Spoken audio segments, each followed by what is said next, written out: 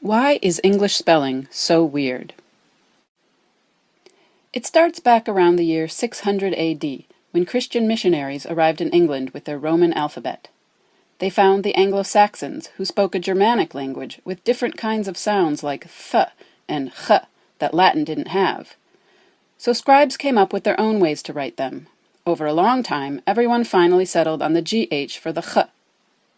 But there's no ch in thought anymore. The pronunciation changed. Over hundreds of years, ch turned to f in words like cough and enough, or disappeared entirely in words like though or thought. As those changes were getting underway, the printing press was invented, and that was great for the spread of written English. But unfortunately, it was also great for the spread of the spellings that printers had decided on before the pronunciation changes already in progress were complete.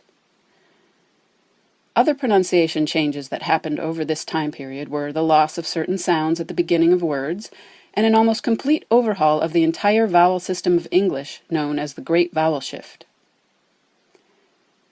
As if that wasn't complicated enough, the French-speaking Normans had taken over in 1066, and French was the language of educated culture, courts, and universities in England for a few hundred years. Those years left their mark on English vocabulary and spelling. So, for the most part, the answer to why do we spell it that way is either because we used to pronounce it that way, or because that's how they did it in French. But sometimes we can't blame either of those things. In the late 1500s, English spelling had stabilized well enough, but some Renaissance scholars who were all fired up about classical Latin and Greek decided not to leave well enough alone.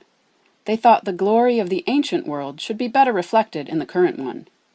They decided words like receipt, salmon, indict, and debt needed to put their Latin roots on better display, so they purposely added letters that no one had ever pronounced in English. They also found ways to connect words to their Greek roots and give them a fancier, classical look to replace homelier but more sensible spellings. And sometimes the classical craze went a little too far. The word island, for example, came from an Old English word iglund. It didn't come from Latin at all, and people were happily pronouncing it and writing it as island, until someone picked up an S from the Latin insula and stuck it where it was never meant to be.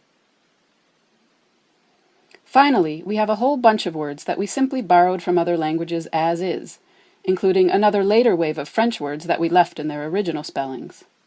English loves to borrow from everywhere. Sometimes we borrow from languages that bring their own silent letters and spelling issues, and they then become our spelling issues too.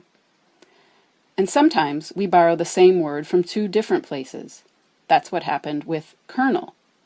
We borrowed it from French, along with a lot of other military vocabulary in the 1500s.